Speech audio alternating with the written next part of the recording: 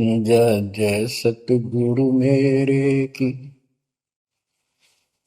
जय जय सतगुरु मेरे की। सदा साहिबी सुख से वसियो।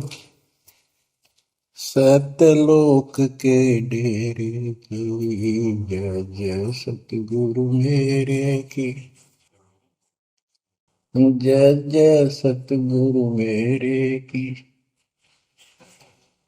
सदा साहिबी सुख से बसियो। उस अमरपुरी के डेरे की।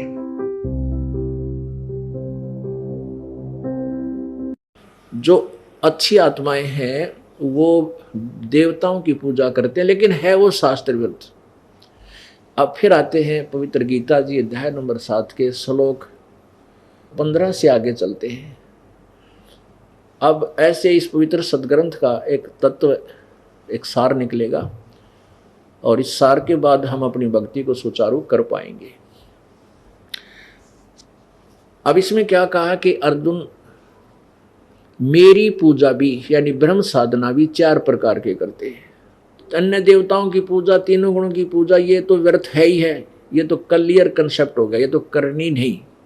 और कहते जो ब्रह्म साधना करते हैं, जो देवी बता रही है और ये काल भी कह रहा है, वो 4 प्रकार के करते हैं। एक अर्थार्थी, एक आरत, जिज्ञासु और ज्ञानी। अर्थार्थी वो होते हैं जो धन लाभ के लिए वेदों के ही श्लोकों मंत्रों से धार्मिक अनुष्ठान हवन यज्ञ आदि करते हैं। वो कोई और किसी शास्त्र के मंत्र जंत्र का सहयोग नहीं करते। ओम जय जगदीश रे, स्वामी जय जगदीश रे, जय गणेश देवा, इस तरह की आरतियां नहीं करते। वो केवल वेदों के मंत्रों से अनुष्ठान करते हैं। जैसे ये गायत्री मंत्र बना रखा है, नवम भूर्भुवः स्वः, वैसे इस मंत्र के साथ ओम शब्द नहीं लगना चाहिए। ये गलत है बिल्कुल, क्योंकि ये यजुर्वेद अध्याय नंबर 36 का मंत्र 3 है और उसमें ओम शब्द नहीं लगा हुआ है, और उसमें पूर्ण परमात्मा की महिमा गाई गई है। वो केवल एक महिमा बताई गई है, उसके पाठ से बार बार जाप करने से केवल ज्ञान यज्ञ का फल मिलता है। और यज्ञ का फल ऐसा समझो जैसे रोगी को ग्लूकोज हो। ग्लूकोज अपना लाभ करती है, लेकिन ट्रीटमेंट जो रोग काटने की दवाई वो न्यारी होती है, भिन्न है। वो ये मंत्र है जो दास आपको बताएगा।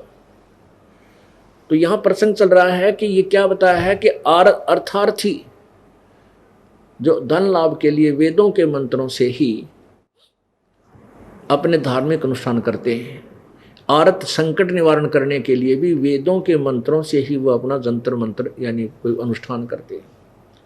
और जिज्ञासु वो होते हैं जो परमात्मा की प्राप्ति की इच्छा से घर से निकलते हैं, और जैसे भी उनको गुरु संत मिले उनसे ज्ञान ग्रहण कर लेते हैं, वेदों के मंत्रों को कंठस्थ याद कर लेते हैं और आगे जाके वो वक्ता बन जाते हैं। वो भी तीनों ऊपर के ये तीनों यूजलेस बताए हैं। ब्रह्म के साधक अर्थार्थी, आर्थ और ये जिज्ञासु, कहते ये मुझे अच्छे नहीं लगते। और ज्ञानी जो चौथे प्रकार का ज्ञानी है, ज्ञानी आत्मा वो होती है जिसको ये पता लग गया कि मानुष जीवन दुर्लभ है, मिले न बारंबार है। और जैसे तरवत से पत्ता टूट जावे फिर नहीं लागे डार, मानुष जन्म पाकर जो नहीं रटे हरि नाम, और जैसे कुआ जल बिना फिर बनवाया किसका। यूजलेस इस मानुष शरीर, ये मिट्टी हमारे किसे काम नहीं आओगी जब भक्ति नहीं की, परमात्मा प्राप्ति का प्रयत्न नहीं किया। तो फिर इन्होंने सोचा कि भगवान की भक्ति करनी है, मनुष्य जीवन मिला, वेदों को पढ़ा, उसमें लिखा केवल एक परमात्मा की भक्ति करो, अन्य किसी की नहीं, ओनली वन। उस एक परमात्मा को जानो जो सर्व सृष्टि रचनहार है, वो पाप नाशक है, सबका दुख निवारण करने वाला है, वो पूर्ण परमात्मा है। उसी की भक्ति से जन्म मृत्यु का रोग समाप्त होगा।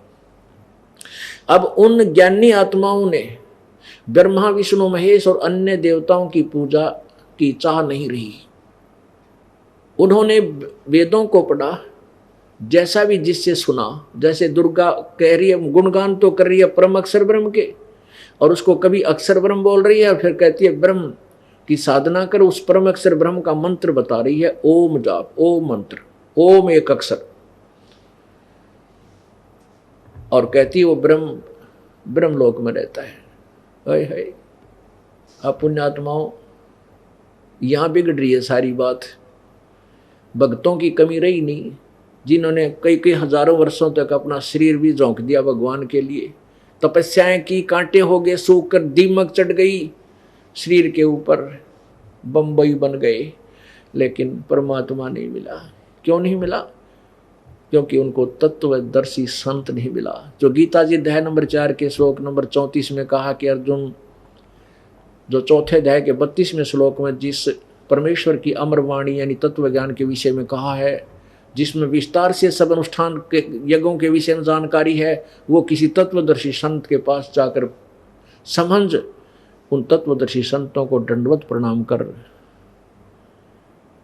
विनम्र होकर उनसे प्रश्न कर। वो परमात्म तत्व को जानने वाले, तत्व ज्ञान को जानने वाले, वो तत्वदर्शी संत तुझे उस परमेश्वर की के बारे में जानकारी देंगे, फिर वो साधना कर।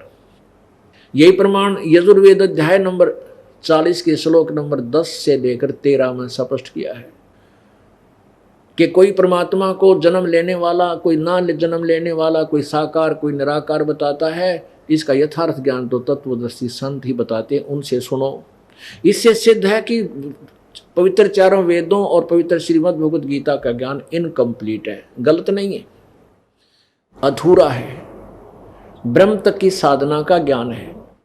और इसलिए यजुर्वेद अध्याय नंबर 40 के श्लोक 15 मंत्र 15 में कहा है कि ओम कर्तु समर, कलवे समर और कर्तुम समर। ओम नाम का जाप काम करते करते सुमन करो, विशेष कसक के साथ सुमन करो और अपना मूल कर्तव्य जानकर सुमन करो। तो उन ज्ञानी आत्माओं को जैसा भी अपने आप निष्कर्ष निकाला कि ओम नाम का जाप लिखा है यजुर्वेद में, यजुर्वेद से मंत्र तो ले लिया ओम, और वो मान लिया पूर्ण परमात्मा का, उस एक सर्वशक्तिमान एक भगवान का, एकम एक, जो और परमात्मा नहीं है उसके तुल्य, वो मान लिया उसका, और ओम नाम का जाप करने लगे। और फिर ये हठ योग कहाँ से ले लिया? ये घोर तप करना, ये किसी शास्त्र में नहीं है। जो घोर तप को तपते हैं वो शास्त्र में साधना है, वो नरक के भागी है। ये तप कहाँ से लिया इन ऋषियों ने? जब ब्रह्मा जी की को कमल के फूल पर रजगुण ब्रह्मा जी की उत्पत्ति दुर्गा और इस काल ने कर दी अपने दोनों के मिलन से, तो उसके बाद इसको कोमा में रखा, और जब ये बड़े हुए तीनों भगवान ब्रह्मा जी को कमल के फूल पर लेटा दिया, वहां इसको होश में ला दिया। ब्रह्मा जी कहते हैं जब मैं होश में आया तो मुझे नहीं मालूम मैं कहाँ से उत्पन्न हो गया, मैं तो कमल के फूल पर बैठा था। फिर सब कुछ देखा, इस कहीं और छोर पृथ्वी का मिला नहीं। तब मैंने सोचा भी मेरा क्या कर्तव्य है, इसे सब जगह जल ही जल है, मैं क्यों पैदा हो गया। तब आकाशवाणी हुई कि तप करो तप करो। कहते हैं ब्रह्मा जी के देवी पुराण में 3रे स्कंद में 4-5 अध्याय में कहते हैं कि मैंने 1000 वर्ष तक तप किया, और फिर क्या कहा? आकाशवाणी हुई अब सृष्टि करो। तो यही सब वेद में लिखा है परमात्मा की सच्चिदानंद की वाणी में, तपो तपो कर वाक्य सुनाया, लोक रचो बल मेरी माया। उस काल ने तप तप तप तप का वाक्य बोला, और फिर जब तप कर गया, जब कहा कि अब सृष्टि कर, लोक रचो बल मेरी माया। अब वहां से तप ले लिया, क्योंकि जब तक तो ब्रह्मा को वेद मिले भी नहीं थे। अब वो तपो तपो का वाक्य जो आकाशवाणी हुई, वो काल ने करी, ब्रह्म ने भ्रमित करने के लिए। तो इन देवताओं ने वो तपो शब्द तप का तो वहां से ले लिया कि भगवान उस काल की वाणी को परम पूर्ण परमात्मा की का आदेश मान लिया, जबकि इस काल का आदेश था। उसके बाद ये चारों वेद मिले, वेदों में ओम मंत्र पाया, तो इन सब ने यू खिचड़ी बना ली। ओम नाम तो ले लिया वेदों से पूर्ण ब्रह्म का जान के, और तप सुन लिया ब्रह्मा जी से उस आकाशवाणी मान के पूर्ण परमात्मा। इन सब ने मिलकर फिर ये ओम नाम का जाप शुरू करने लगे बैठ के। ये कुछ देर तक जब मंत्र का हम जाप करेंगे, इससे कुछ अंदर हमारे आध्यात्मिक शक्ति उत्पन्न होती है। जैसे हम पंप से हवा भरते हैं साइकिल की ट्यूब में, तो धीरे धीरे वो उसमें शक्ति आनी होती शुरू हो जाती है, करड़ापन हो जाता है। तो उसके बाद फिर क्या होता है कि कुछ दिनों के बाद उस ओम नाम के मंत्र से शरीर का ऐसी स्थिति बन जाती है कि गर्मी सर्दी भी कम लगने लग जाती है आध्यात्मिक शक्ति के कारण। फिर ये क्या करते हैं, अपने आप धीरे धीरे अंदर टटोलना शुरू करते हैं। फिर इनका कोई कमल खुल जाता है। ओम नाम का जाप ये उच्चारण करके करते हैं। गीता जी अध्याय नंबर 8 के श्लोक नंबर 13 में गीता ज्ञानदाता कहता है कि मेरा एक ओम अक्षर है, मुझ ब्रह्म का ओम इति एक अक्षरम ब्रह्म व्यवहारण माम अनुसमरण ये प्रयाति तो जन देहं सयाति परमागति। ये कहता है कि मेरा एक ओम मंत्र है, उच्चारण करके सुमन करने का। तो ये उच्चारण करके सुमन करना शुरू करते हैं तो मूल कमल खुल जाता है ना, ये ब्रह्मा जी का कमल खुल जाता है। स्वाद चक्र जिसे कहते हैं, सेकंड नंबर नीचे से सेकंड नंबर का। तो इसमें से कोई भी एक कमल हमारे शरीर में चैनल बने हैं, जैसे टीवी में चैनल होते हैं, और जौन सा भी चैनल ऑन हो गया, यदि टीवी ठीक है और कनेक्टेड है पीछे से, तो उसमें उस चैनल के कार्यक्रम आने प्रारंभ हो जाते हैं। किसी में फिल्म चल रही है, कितना कोई झरना बह रहा है, कितना कोई एडवर्टाइजमेंट चल रही है, तो आदमी देखता देखता उसमें काफ़ी समय निकल जाता है। तो ऐसे ही इन ऋषियों ने साधनाएं की पूर्ण परमात्मा की प्राप्ति के लिए, पूर्ण परमात्मा की भक्ति जानकर, और कर ली काल की भक्ति ब्रह्म की। तो ऐसे समाधिस्थ हुए, इनको अंदर की झलक आने लगी और अंदर टेलीविजन की तरह बहुत सुंदर दृश्य आने शुरू हो जाते हैं जो समाधि लगाती है। वैसे समाधि में 10 मिनट भी ना बैठा था आदमी, बजाय अंदर कुछ ना दिखा था, इसने कौन रेड हो वे, मतलब अंदर इस शरीर में पूरे ब्रह्मांड के जहाँ जहाँ भी जिस कमल का संबंध है, उसके इस कमल के अंदर, इस हमारे शरीर के अंदर रीढ़ की हड्डी के अंदर की तरफ जो बने हुए कमल हैं, इनमें ऊपर के पूरे दृश्य टीवी की तरह एक स्थान पर आप देख सकते हैं। तो ये ऋषि लोग ऐसे देखने शुरू कर दिए ना, अब बिना पता कौन से कमल में कहाँ घूम रहा हूँ मैं, तो वो ऊपर की नज़ारे किधर डांस हो रहे हैं, किधर बाजे बाज रहे हैं ऊपर के लोगों के, और किधर झरने बह रहे हैं, किधर कुछ हो रहा है, किधर कुछ हो रहा है। उनको देख देख कर ये काफ़ी वर्षों तक बैठे रहते हैं, और ऐसी अभ्यास, ऐसी आदत बन जाती है। जो ही वो बाहर समाधि टूट जाती है तो बाहर का दृश्य उसको अच्छा नहीं लगता, फिर बाज के फिर अंदर देखते हैं, अब देखूंगा ऊपर क्या है, और वो देख रहे हैं फिल्म, और बैठने से तप बन गया। अब उस फिल्म को देखने के लिए जो बैठे रहे 10 वर्ष 20 वर्ष 50 वर्ष, उससे तप बन गया और सिद्धियां आ गई इन मंत्र से। ये प्रभु पाक गए, जो बैटरी चार्ज कर ली 5 10 20 50 वर्ष बैठ कर जो साधना की, उससे तप बन गया, और तप के साथ साथ जो मंत्र जाप करते थे वो सिद्धियां आ गई।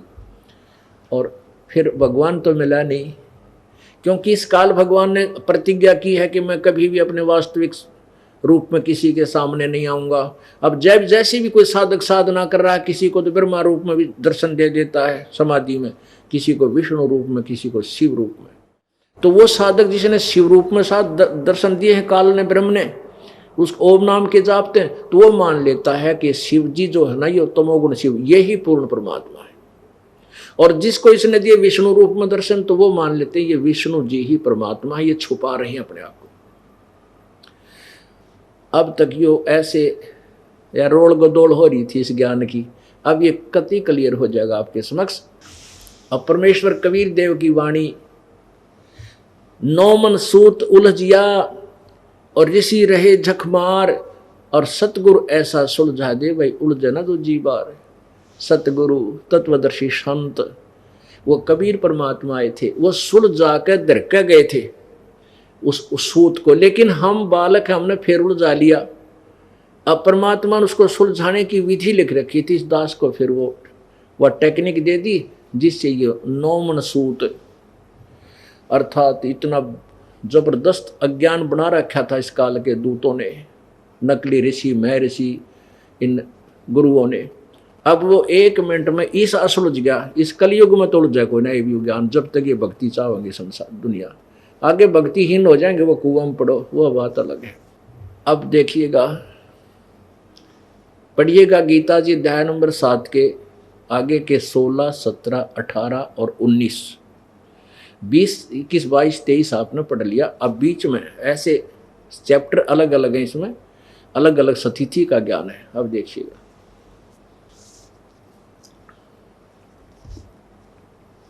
ये जयदयाल गोविंद द्वारा अनुवादित है, प्रकाशक एवं मुद्रक गीता प्रेस गोरखपुर, गोविंद भवन कार्यालय कोलकाता का संस्थान। अध्याय नंबर 7 का और श्लोक नंबर ये देखिएगा 16। हे भारतवंशियों में श्रेष्ठ अर्जुन, उत्तम कर्म करने वाले, यानी अच्छी साधना, जो जहाँ से सही साधना शुरू होती है, शास्त्रानुकूल साधना शुरू होती है, उसमें करने वाले अर्थार्थी, आरत, जिज्ञासु और ज्ञानी, ऐसे 4 प्रकार के भक्तजन मुझको यानी ब्रह्म की साधना करते हैं, मुझको भजते हैं। ब्रह्मा विष्णु महेश की पूजा वो नहीं करते।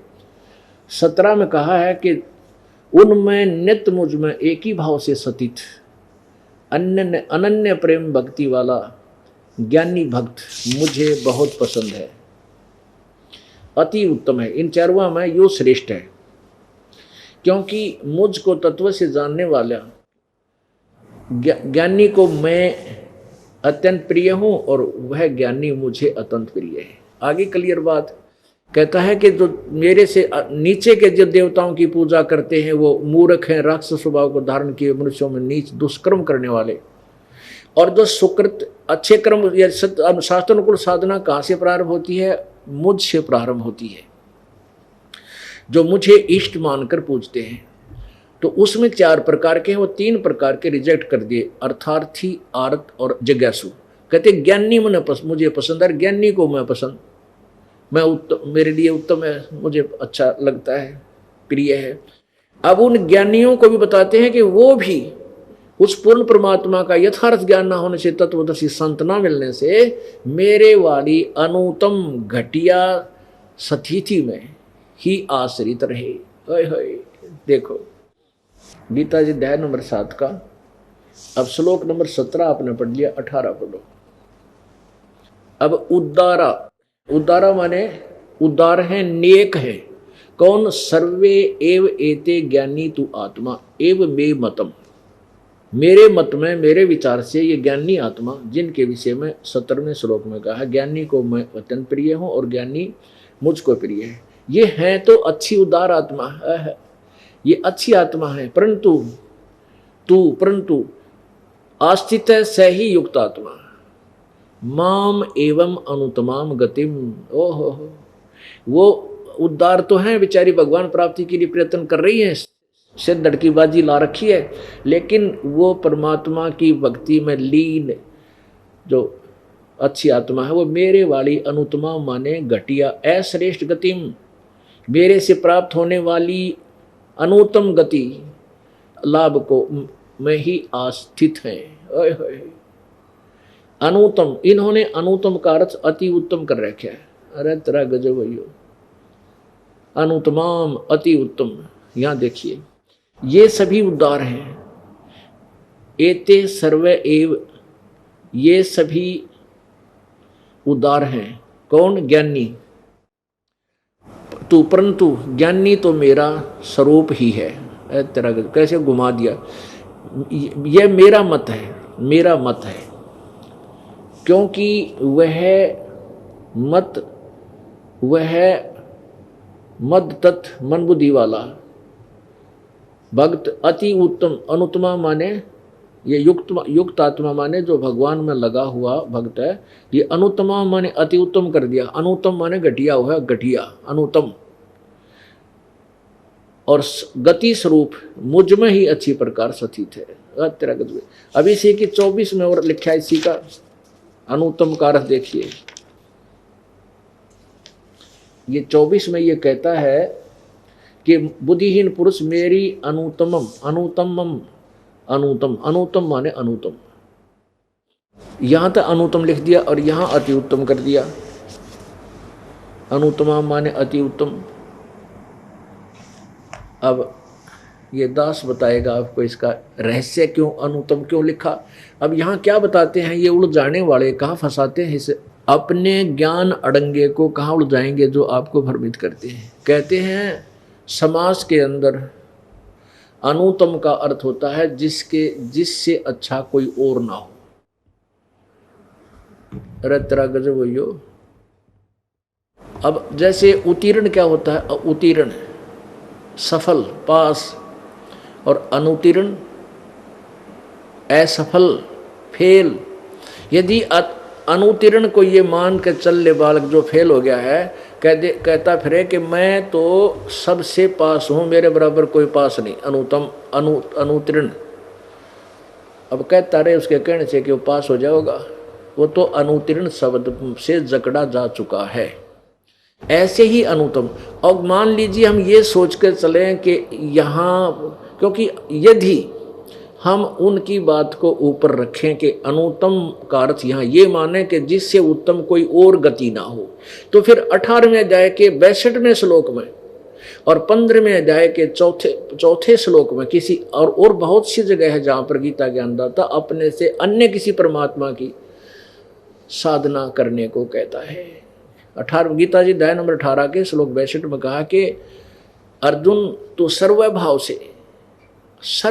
से अनन्य मन से उस परमेश्वर की शरण में जा, उस तत्व ब्रह्म की, उस परमेश्वर की शरण में जा जिसकी कृपा से तू शाश्वत स्थान परम शांति को प्राप्त होगा और शाश्वत स्थान यानी सतलोक में चला जाएगा। शाश्वत माने अजर अमर, जो कभी नष्ट नहीं होता, वो सत्यलोक है। ब्रह्मलोक भी नाशवान है, ब्रह्मलोक में गए हुए साधक भी नाशवान है, जन्म और मृत्यु होती है। गीता ज्ञानदाता अध्याय नंबर 4 के श्लोक नंबर 5 और 9 में कहता है कि अर्जुन तेरे और मेरे बहुत जन्म हो चुके, तू नहीं जानता, मेरे जन्म और कर्म अलौकिक है। गीता जी अध्याय नंबर 10 के श्लोक 2 में कहा है गीता ज्ञानदाता ने कि अर्जुन मेरी उत्पत्ति को, मेरे जन्म को न तो ऋषि जन जानते ना ये देवता, क्योंकि ये मेरे से उत्पन्न हुए, क्योंकि ये ब्रह्मा विष्णु महेश काल से उत्पन्न हुए हैं दुर्गा के संयोग से, और आगे फिर इन्हीं की संतान है ये जितनी संसार सृष्टि है। तो पिता की जन्म को, पिता की इस उत्पत्ति को संतान नहीं जान सकती। दादाजी बताते हैं, डेट ऑफ बर्थ बता देंगे, उनका सारा विवरण बता देंगे। तो पूर्ण परमात्मा कबीर देव जो हम सबका पिता है, परम पिता है, उन्होंने आकर के ये सारी हिस्ट्री बता रखी है पहले अपनी उस सच्चिदानंद घन की वाणी में, अपने कबीर वाणी में वो पहले लिख रखी भगवान ने, जो आज सब सदगण समर्थन दे रहे हैं उसको। तो पुण्यात्माओं, यदि हम यहाँ ये मान कर चले, इससे सिद्ध है कि गीता ज्ञान दाता का भी जन्म मृत्यु होती है, और जब तक जन्म मृत्यु है जीव सुखी नहीं होता। और ये खुद कहता है कोई और परमात्मा है, उसकी साधना करने से फिर उसका ज्ञान हो जाएगा, तो फिर वो जन्म मृत्यु से ही छूटने का प्रयत्न करता। अब आइए फिर एक बार पहले इस अनुत्तम गति क्यों कही, इस कंसेप्ट को क्लियर करते हैं। हाय हाय। अब ये ज्ञानी आत्मा जिनको ये ज्ञान हुआ कि भाई मनुष्य जीवन बार बार नहीं मिलेगा और जय हाथ से छूट गया या बात बिगड़ जाएगी, तो उन्होंने वेदों के अतिरिक्त कोई शास्त्र नहीं छेड़ा, वेदों को पढ़ा, वेदों से निष्कर्ष निकाला कि इसमें ओम नाम का जाप है। और वेदों का ज्ञाता ब्रह्मा जी को माना जाता है, क्योंकि सबसे पहले वेद ब्रह्मा जी को प्राप्त हुए थे। तो ब्रह्मा जी से ज्ञान सुना, ओम नाम का जाप उन्होंने पूर्ण परमात्मा का मान लिया, और उधर से ब्रह्मा जी ने आकाशवाणी जो काल की हुई थी तप करो, वो तप करने का आदेश भी साथ जोड़ दिया। 17वें अध्याय का 5वां श्लोक और दिखा देता हूँ आपको। उसमें क्या लिखा है कि जो शास्त्र विधि को त्याग कर जो घोर तप को तपते हैं, अध्याय नंबर 17 का श्लोक नंबर 5। अब 4 तक तो अपन पढ़ लिया था। जो सात्विक हैं वो देवताओं की पूजा करते हैं, अच्छी आत्मा जो हैं अच्छे स्वभाव के, वो अन्य उपासना तक कर रहे हैं, वो डले तो ढो रहे हैं, लेकिन वो देवताओं तक की पूजा करते हैं। आगे देखो 5वें में कहा कि जो मनुष्य शास्त्र विधि से रहित अशास्त्र विहितम केवल मन कल्पित घोर तप को तपते हैं, दंभ और अहंकार से युक्त, कामना आसक्ति और बल से अभिमान से युक्त हैं। 6 में कहा कि वो शरीर रूप से सतित भूत समुदायों को और अंतःकरण में स्थित मुझको भी क्रश करने वाले हैं उन अज्ञानियों को असुर स्वभाव के जान। ओहो, और तोड़ पाड़ दिया कि जो घोर तप को तपते हैं, क्योंकि शास्त्र विरुद्ध साधना है और शास्त्र विरुद्ध साधना का ही ये वर्णन बताया जा रहा है कि जो शास्त्र विरुद्ध साधना है और उसको घोर तप को तपते हैं वो मुझे भी दुखी करते हैं।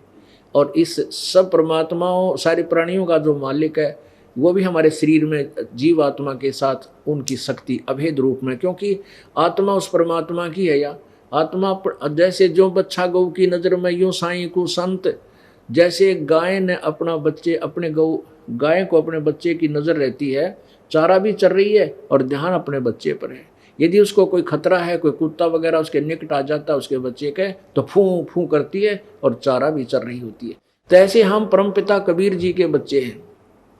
हमारे हम जब आत्मा जो है हमारे अंतःकरण हृदय में रहती है, तो इसके ऊपर जब हम घोर तप को तपते हैं, ये काल करवावे सारे उल्टे काम, शरीर को तंग करवाता है ताकि जीव को दुख हो, तो घोर तप को तपते हैं तो आत्मा को पीड़ा होती है, तो परमात्मा भी दुखी होता है कि देख कितना कष्ट दे रखा है मेरी प्यारी आत्मा को। तो इसमें लिखा है कि वो जो मैं भी दुखी होता हूँ, गीता ज्ञानदाता कहता है, और वो पूर्ण परमात्मा भी सबका मालिक भी वो दुखी होता है जो इस घोर तप को तपते हैं। वो दुष्ट आत्मा समझ लेना, वो राक्षस स्वभाव को धारण किए हुए। अब फिर आइए उसी कंसेप्ट पे, उसी विषय पर आते हैं कि जैसे ये ज्ञानी आत्मा है तो उद्धार अच्छी आत्मा है, भगवान के लिए शीश रख दिया, लेकिन way of worship according to the shastra नहीं थी। इस कारण से इन्होंने भी डले डोलिए। एक ज्ञानी आत्मा, एक चुनक ऋषि था, उसने इसी विधान अनुसार के परमात्मा की प्राप्ति करनी है इस मनुष्य शरीर से, चाहे उस शरीर रहे या ना रहे। और परमात्मा अपने सूक्ष्म वेद की वाणी में कहते हैं कि सिर साटे की भक्ति है भाई और कछु नहीं बात, और सिर के सौदे पाइए वो अवगत अलखनाथ। अब इस माटी ने एक दिन मिट्टी में मिलना है, आज नहीं तो कल, कल नहीं तो परसों, ये तो जावेगी। और इस मिट्टी से अगर भगवान मिल गया तो सोना उग गया इसमें। तो हमने इस 5 तत्वों की मिट्टी से सोना उगाना है। और जिन भांग बोलियान उपासना करके वो भांग बेच रहे हैं अपने आप भी नरक में, और जिसने प्यार वह भी ब्रान माटी उनकी। तो हमने इसमें वह कणक बीजनी है जो जीवन दाता है, यानी सत्य साधना रूपी कणक बीजनी है, जो हमें भी सुख दे और भी कोई ले जाएगा उसका भी जीवन निर्वाह अच्छा होगा। एक चुनक नाम के ऋषि थे, उन्होंने वेदों को पढ़ा, ब्रह्मा जी से सुना, इधर से सुना उधर से सुना, फिर सब ने निष्कर्ष निकाल रखा है कि ओम मंत्र जो है ये पूर्ण परमात्मा का है, जबकि ये ब्रह्म का है। गीता जी अध्याय नंबर 8 के श्लोक नंबर 13 में स्पष्ट किया है कि ओम इति एक अक्षरम ब्रह्म व्यवहारण माम अनुस्मरण। ब्रह्म माम ब्रह्म, मुझ ब्रह्म का ओम इति एक अक्षरम, यह एक ओम अक्षर है। इसका उच्चारण करके सिमरण करता हुआ जो अंतिम समय यह प्रियाति तजन देहम सयाति परमाम गतिम। और उस परमात्मा की भक्ति साधना, गीता जी अध्याय नंबर 8 के श्लोक नंबर 1 में अर्जुन ने पूछा कि जो आपने 7वें अध्याय के 29वें श्लोक में तत्ब्रह्म के बारे में जिक्र किया, प्रभु वो कौन है तत्ब्रह्म? 8वें अध्याय के 3रे श्लोक में कहा कि वो परम अक्षर ब्रह्म है। 8वें अध्याय के 5वें श्लोक में कहा कि तू मेरी भक्ति कर, मुझे प्राप्त होगा। 6ठे अध्याय में श्लोक में कहा है कि अर्जुन ये नियम है कि जो जिसकी साधना करता हुआ अंत समय तक जिसमें भावित रहता है, यानी जिस इष्ट की पूजा करता है अंत में उसी को प्राप्त होता है। 8वें अध्याय के 7वें श्लोक में कहा कि अर्जुन तू युद्ध भी कर और मेरी साधना मेरी भक्ति कर, मुझे प्राप्त होगा। 8वें अध्याय के 8, 9, 10 में कहा है सच्चिदानंद घन परमात्मा की जो साधना करता है और अंतिम समय तक उसी की साधना करता हुआ भक्ति की शक्ति से वो उस परमात्मा को प्राप्त करता है। थोड़ा सा 2 मिनट इन श्लोकों को फिर देखिए। श्रीमद् भगवत गीता, ये गीता प्रेस कोर्ट से प्रकाशित है, जयदयाल गोविंद का इसके अनुवादक है। ये अध्याय नंबर 7 का और श्लोक नंबर 29 देखेंगे हम पहला। जरामरण मोक्षाय माम आश्रित यतंती ये ते ब्रह्म तत्विदु, ये तत्व ब्रह्म कहो चाहे ब्रह्म तत्व कहो, ये संस्कृत उल्टी सुट्टी चल रहा है। ब्रह्म तत्विदु कृष्णम अध्यात्मम कर्म च अखिलम, यानी इसका अर्थ है कि जो व्यक्ति मेरे इस ज्ञान पर आश्रित हो जाएंगे, तत्वदर्शी संत के पास जाकर ज्ञान ग्रहण कर लेंगे, तो वो जरा मरण मोक्ष, जरा और मरण, बुढ़ापे और मृत्यु से ही बचने की चेष्टा करते हैं। और वो कौन है? वो तत्व ब्रह्म विदु, उस परमात्मा को जानते हैं, सारे अध्यात्म ज्ञान को समझते हैं, सब कर्मों से परिचित हैं। यहाँ देखना, जो मेरे शरण होकर जरा मरण से छूटने के लिए यत्न करते हैं, वे पुरुष तत्व ब्रह्म यानी तत्व ब्रह्म, उस ब्रह्म को, तत्व ब्रह्म उस ब्रह्म को और संपूर्ण अध्यात्म को तथा संपूर्ण कर्मों को जानते हैं। 7वें में केवल 30 श्लोक हैं, ये 30वां यहाँ समाप्त हो जाता है। 8वां प्रारंभ हो गया। अथ 8वां अध्याय। अर्जुन ने पूछा किम तत्व ब्रह्म, किम अध्यात्म, क्योंकि अध्यात्म का इसमें जिक्र किया है 30वें में। जो पुरुष अधिभूत अधिदेव सहित और अधियज सहित सबका आत्म रूप मुझको अंत काल में भी जानते हैं, वे युक्त चित्त वाले पुरुष मुझे ही जानते हैं अर्थात प्राप्त होते हैं। तो यहाँ पूछा है प्रथम है कि किम तत्व ब्रह्म, 8वें के प्रथम में किम तत्व ब्रह्म, किम अध्यात्म, किम कर्म पुरुषोत्तम, अधिभूतम च किम प्रोक्तम, अधिदेवम किम उच्यते। उत्तर दिया है इसका, हे पुरुषोत्तम, तत्व ब्रह्म, वह ब्रह्म क्या है, वह ब्रह्म क्या है, तेरे से न्यारा वो परमात्मा और कौन है। तीसरे में उत्तर दिया है कि वह परम अक्षर ब्रह्म है, वह तो परम अक्षर ब्रह्म है। अच्छा, ये 5वें में क्या कहा है? 8वें अध्याय का 5वें में कहा है कि जो पुरुष अंत काल में भी मुझको ही स्मरण करता शरीर त्याग कर जाता है, वह मेरे, वैसे तो ये लिखा साक्षात रूप को नहीं, वह मेरे भाव में भावुत होता, मद भावम जाति, वह मेरे भाव में भावित रहता है, मेरे भाव में भावुत रहता है, उसमें कोई संशय नहीं। और 6 में इससे लिंक है। 6 में क्या कहा है कि हे कुंती पुत्र, अंत काल में जिस भी भाव को स्मरण करता हुआ शरीर को त्याग करता है, वह उसी को ही प्राप्त होता है, सदा उसी भाव में भावित रहता है। अब 7वें में कहा है कि इसलिए तू मेरे में भाव होकर लगेगा तो मेरी भक्ति कर। इसलिए अर्जुन सब समय में निरंतर मेरा स्मरण कर और युद्ध भी कर। इस प्रकार अर्पण किए हुए मन बुद्धि युक्त होकर निसंदेह मुझे ही प्राप्त होगा। ये 8वें में कमाल कर दिया। 8वें अध्याय नंबर 8 का और श्लोक नंबर 13, जो दास आपको कंसेप्ट करना चाहता है वो देखिएगा। 13 में कहा है ओम इति एकाक्षरम ब्रह्म व्यवहारन माम अनुसमरण। माम ब्रह्म, मुझ ब्रह्म का केवल ओम, यह एक अक्षर है, और माम अनुसमरण, जो मेरे माम ब्रह्म, मुझ ब्रह्म का स्मरण करता हुआ, ये प्रयाति तजंदेहम सयाति परमाम गति।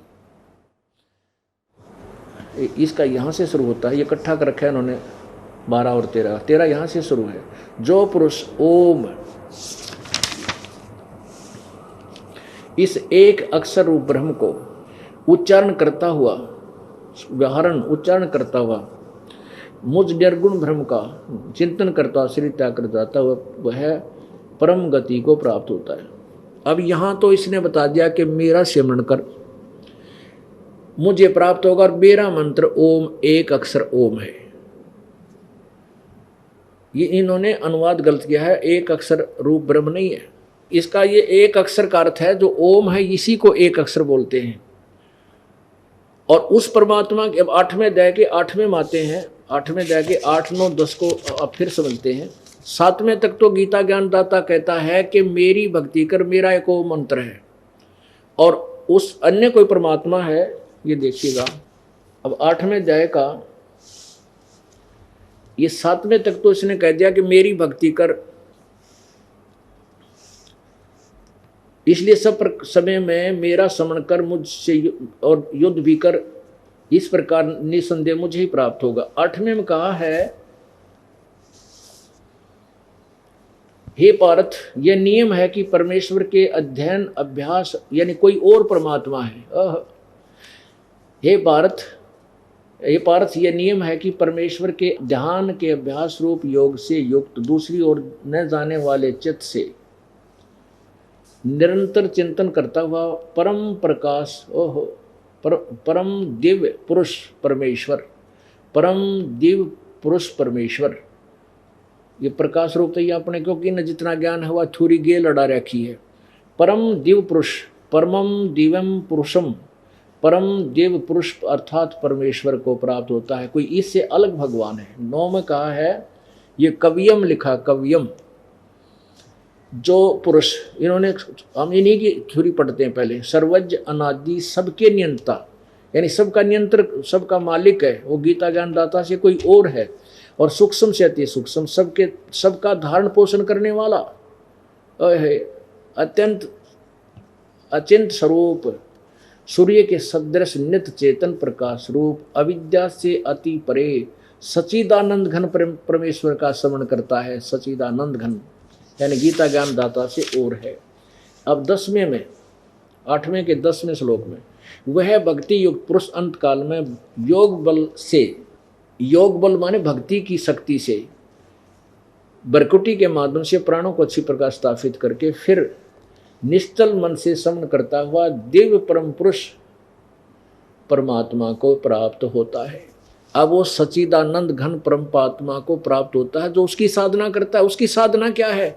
17 में अध्याय के 23वें श्लोक में ये देखिएगा, अध्याय नंबर 17 और श्लोक नंबर 23 में गीता ज्ञान दाता कहता है, ओम तत्सत इति निर्देश है ब्रह्मण त्रिविधि समर्थ है ब्राह्मणा तेन वेदा च यगा च विहिता पुरा।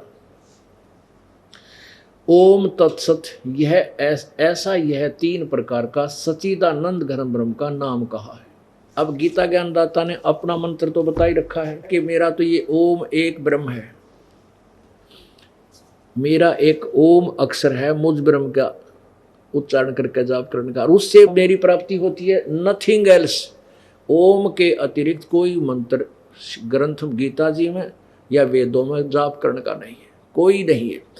इससे ओम नाम तो है ब्रह्म का, और ओम तत्सत, ये ओम तो ब्रह्म का और तत् और सत ये 2 सांकेतिक शब्द हैं, ये दास बताओगा।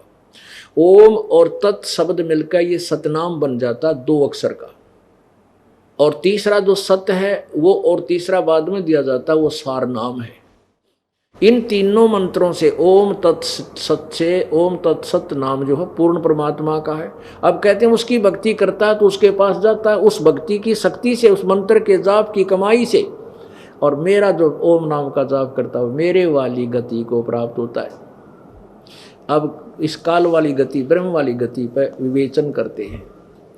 अब हम फिर अपने उसी कंसेप्ट पर आते हैं, उसी विषय पर आते हैं कि 7वें अध्याय के 18वें श्लोक में गीता ज्ञान दाता कहता है कि ज्ञानी आत्मा जिनको पता लगा कि भगवान की भक्ति नहीं की इस मनुष्य शरीर से तो ये व्यर्थ है, और परमात्मा की भक्ति केवल एक भगवान की भक्ति करनी है जिससे सब ब्रह्मांडों की उत्पत्ति हुई है, जो सबका मालिक है, मोक्षदायक है, और किसी की भक्ति करने योग्य नहीं है। तो उन्होंने क्या किया कि ओम मंत्र का जाप वेदों से जैसा भी किसी से सुना या आप जाना, और तप करने का वो तप का ज्ञान जो है वो ब्रह्मा जी से वो खिचड़ी ज्ञान बना लिया। एक चुणक नाम के ऋषि थे, उन्होंने विचार किया कि मनुष्य जीवन बार बार नहीं मिलता। उन्होंने उसी आधार से, उस लोक वेद के आधार से इस ब्रह्म को संपूर्ण परमात्मा मान रखा था। लोक वेद होता है सुना सुनाया ज्ञान, दंत कथा, जो जनसाधारण की थ्योरी होती है उसको लोक वेद बोलते हैं, जो सदग्रंथों में वर्णित ना हो। तो उसमें क्या हुआ कि उसने, चणुक ऋषि जी ने हजारों वर्षों तक ओम नाम का जाप और मेडिटेशन, वो हठ योग तप किया। अब इस ओम नाम के जाप से परमात्मा प्राप्ति नहीं होती। गीता जी अध्याय नंबर 11 के श्लोक नंबर 47-48 में कति क्लियर किया है गीता ज्ञान दाता काल ने। 11वें अध्याय के 32वें श्लोक में गीता ज्ञान दाता कहता मैं काल हूं। पुण्यात्माओं श्री कृष्ण काल नहीं थे, उन्होंने ना पहले कभी काल कहा अपने आप को, ना बाद में कभी काल कहा। वो तो एक सतोगुण भगवान थे, बहुत अच्छी आत्मा के प्रभु थे।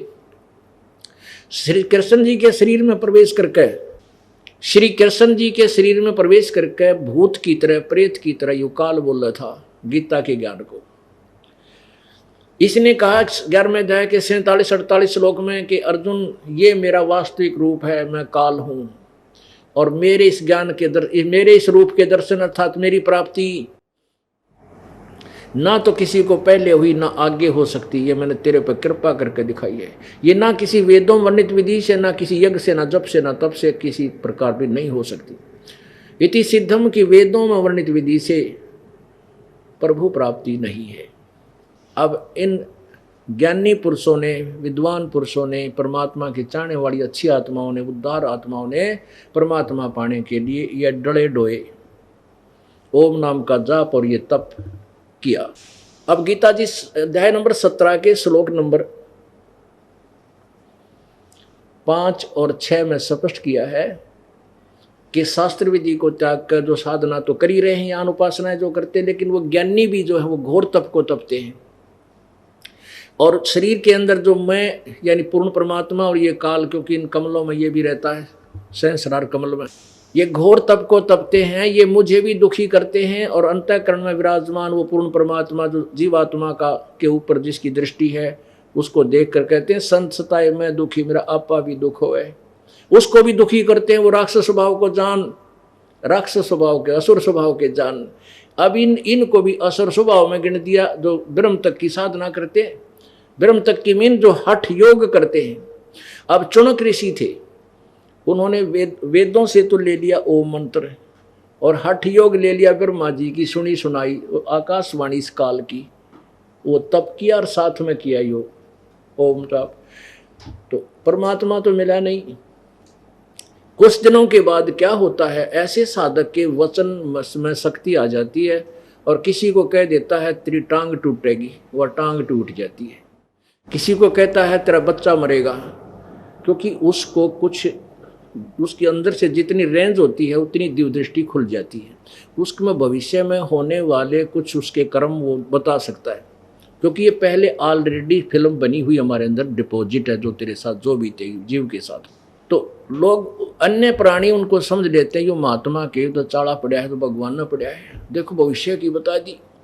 और किसी को बद्दुआ दे देता हुआ भी फल जाती है, क्योंकि उसने जो बैटरी चार्ज की थी अब उसने वो डिस्चार्ज करने पर ला दिया काल ने भ्रमित रखे हुए सब प्राणियों को। अब चुनक ऋषि जी से ऐसे कई चमत्कार हो गए, तो और दूसरे साधक संत ऋषि और आसपास के ग्रामीण लोग उसको देवता मान के, भगवान मान के उसके गुणगान लगे हुए। चुनक जैसा सिद्ध पुरुष हमने नहीं देखा, चुनक ऋषि जैसा। अब चुनक ऋषि को अहंकार हो गया। गीता जी अध्याय नंबर 17 के श्लोक 5-6 में स्पष्ट लिखा कि वो अहंकार से युक्त हो जाते हैं वो लोग। अब उसमें अभिमान हो गया कि मैं तो मेरे जैसा कोई है नहीं, मेरे वचन में ये शक्ति, मैं ये कर दूं, मैं वो कर दूं। एक मान धाता चक्रवर्ती राजा था। चक्रवर्ती मीन पूरे पृथ्वी पर जिसका शासन हो, पूरी पृथ्वी के शासक को चक्रवर्ती राजा कहते हैं।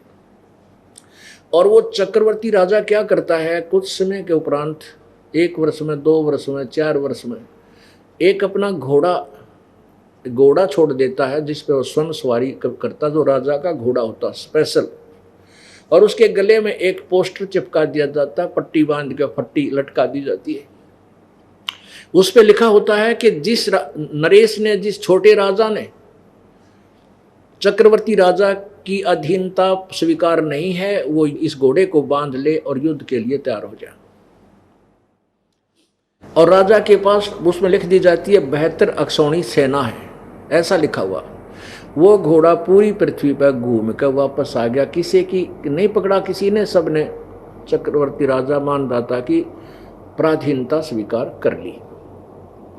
अब जो घोड़ा और सैनिक गए थे वहां से, कहां से, जहां चुनक ऋषि की कुटिया थी। राजा उस ऋषि ने जाते समय भी देखा उस लाबड़दे को, एक घोड़ा, हजारों सैनिक साथ में थे। वापस आए तब देखा तो ऋषि ने पूछा, भाई सैनिकों, ये घोड़ा बगैर सवारी किसी पर, इस पर कोई बैठा नहीं है, ये क्या कारण है? तो उन सैनिकों ने बताया कि ऋषि जी, ये राजा मानधाता चक्रवर्ती का घोड़ा है और इस पे कोई बैठ नहीं सकता। उन्होंने अपना सारा कारण बताया कि हम ऐसे ऐसे इसको छोड़ा हुआ है, कोई चक्रवर्ती राजा की पराधीनता स्वीकार नहीं है, तो इसको पकड़े और पकड़ लेगा तो राजा उससे युद्ध करता है और उसको अपना पराधीन बना लेता है। तो चुनक ऋषि ने पूछा कि भाई इस घोड़े को पूरी पृथ्वी पर किसी ने नहीं पकड़ा, एक ये सैनिक सिपाही एक आधा नकमी आत्मा होया कर, सारे तो नहीं।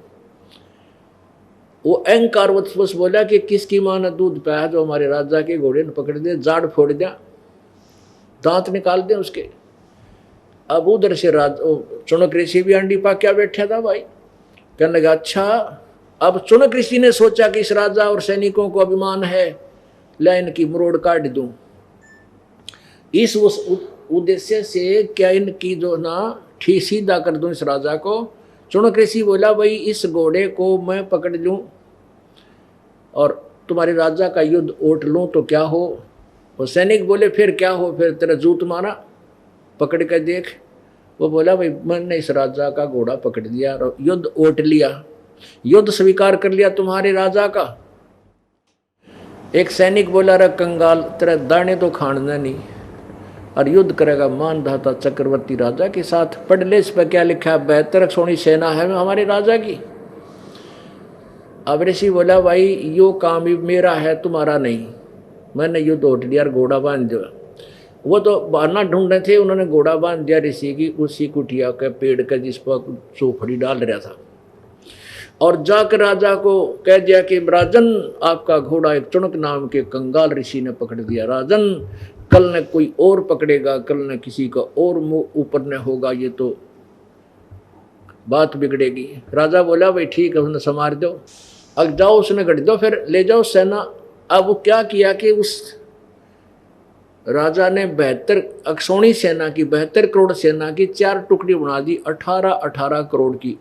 एक प्लाटून भेज दी 18 करोड़ का बना के एक व्यक्ति को मारने के लिए, एक खौफ पैदा करने के लिए कि और भी कोई देखेगा तो इतनी सेना ने देख कर कलेजा हिल जाएगा सबका।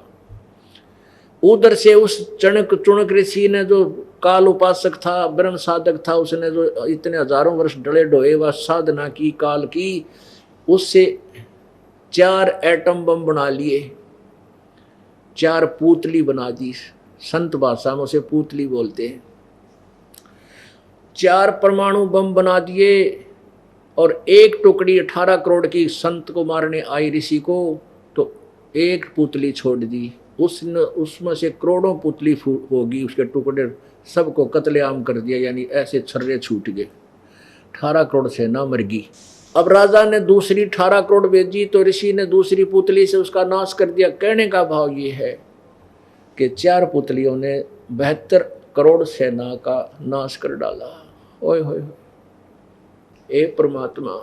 यहाँ सवसम वेद जो गीता जी अध्याय नंबर 4 के श्लोक 32 में जिसके विषय में कहा कि उसके अंदर विशेष विस्तृत विज्ञान है, वो साधना करने की है, कुछ नहीं, कुछ ठीक, कौन सी ठीक है कौन सी ठीक नहीं है, ये विस्तृत ज्ञान उस तत्व ज्ञान में है। उसमें क्या बताया है, 72 अक्षौणी अक्षय करी वो चुन करी शिशुवर एक, दे धारे जोरा फिर ये सभी काल के बेख।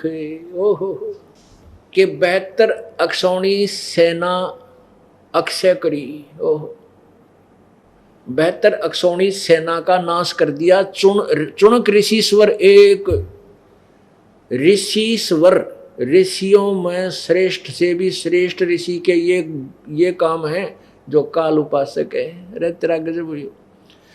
अब ऋषि ने पंगा पान की क्या जरूरत थी भाई, राजा का काम अपना, हम अपनी भक्ति कर रहे हैं। यदि उसने कोई दुखी करता हो, आकर छेड़छाड़ करते हो, जब भी रोआ पीटी कर ले, किसी ने धमका खुरका देगा या झटका दे दे, बेमतलब पंगा लेना कोई साधु संत फकीरों का काम होता है, कोई ऋषियों का काम है। चुनक ऋषि ने पंगा मोल ले लिया। अब क्या किया, क्या बताते हैं कि 72 अक्षौणी खा गया वो चुनक ऋषिश्वर एक। ऋषियों में भी श्रेष्ठ चुनक ऋषि ने 72 अक्षौणी सेना खा ली और ये दे धारे मौत फिर ये सभी काल के वेग। हम तो ऋषि मानना, ये तो नो के एटम बम है, ये तो चलती फिरती मौत फिरन लग रही है, काल के भेख। ये काल के साधक साधु, ये ऋषि ये तक है मनुष्य रूप में मौत फिर ही न, इन तो बचकर है दूर टल जैसी बीमारी तो ये ऋषि, हम इनको ऋषि मान रहे थे। अब सुनो इस चुनक ऋषि का क्या होगा। ये निर्णय है, ये तत्व ज्ञान है। अब पुण्यात्माओं, जीवन सा चाहे तो कोई तलवार तय कर दे, चाहे अपना वचन तय कर दे, जो हत्या होगी वह हत्या है, उसका पाप है। अब चुनक ऋषि ने 72 करोड़ सेना मार दी, वो उसके बैंक अकाउंट में लिखा गया। और जो उसने ओम नाम का जाप और हठ योग तप किया, वो उसकी साधना वाले अकाउंट में लिखा गया। अब तप का प्रतिफल क्या मिलेगा, ये राजा बनेगा कभी किसी युग में, और इतना ही जबरदस्त राजा होगा कि कितने वर्षों तक राज करेगा। राज जब तक इसके क्रम में है, भाग्य में है, वो करेगा, उसको कोई बदल नहीं सकता। और तब तक ये और निरे खोटे खोदेगा, क्योंकि इसका आगे बोलनिया कोई नहीं। ये इतनी दुर्गति हो इस जीव की, इस अध्यात्म ज्ञान बिना। और फिर जो ओम नाम का जाप किया, इससे ये ब्रह्मलोक में जाएगा, इसकी कमाई था। ब्रह्मलोक में रह करके फिर ये पृथ्वी पर फिर आवेगा, फिर ये कुत्ता बनेगा, और कुत्ता बनकर इसके सिर में कीड़े पड़ेंगे। जो 72 करोड़ सेना मारी थी वो अपना बदला देगा, और फिर वो 72 करोड़ सेना जो इसने मारी थी वो चुन चुन कर अपना बदला लेंगे। इसलिए लिखा 7वें अध्याय के 18वें श्लोक में कि मेरी साधना भी अनुतमाम अति श्रेष्ठ है, और ये ज्ञानी आत्मा है तो उदार, लेकिन मेरे वाली उस घटिया साधना में आश्रित रहे। क्योंकि अब 7वें अध्याय के 19वें श्लोक में स्पष्ट किया है, कहते बहुनाम जन्मानाम अंते ज्ञानवान माम प्रपद्यते, और वासुदेव सर्वमिति स महात्मा सुदुर्लभ है। बहुत ही जन्मों के अंत के जन्म में कोई ज्ञानी आत्मा ब्रह्म तक की साधना तक बुद्धि जाती है और उसकी याद रुकती होती है, लेकिन वासुदेव सर्वमिति स महात्मा सुदुर्लभ है। ओए होए, ये बताने वाला कि ना ब्रह्म पूजा के योग्य है, ना ब्रह्मा विष्णु महेश की पूजा से पूर्ण लाभ है, ना परब्रह्म पूजा से लाभ है। केवल उस वासुदेव, वासुदेव का अर्थ है सर्वगतम ब्रह्म, जो सर्वव्यापक है, सबका मालिक है, जो कुल मालिक है, जो अनंत कोट ब्रह्मांड का स्वामी है, वही सर्वम, वही सब कुछ है, वही पूजा के योग्य है, वही पापनाशक है, वही मोक्षदायक है। ये बताने वाला संत तो तुम्हें मुश्किल से मिलेगा। तो पुण्यात्माओं, वो ये दास आपके पास परमात्मा ने भेज दिया, अब इसका लाभ उठाओ और कल्याण कराओ। बोलो सतगुरुदेव।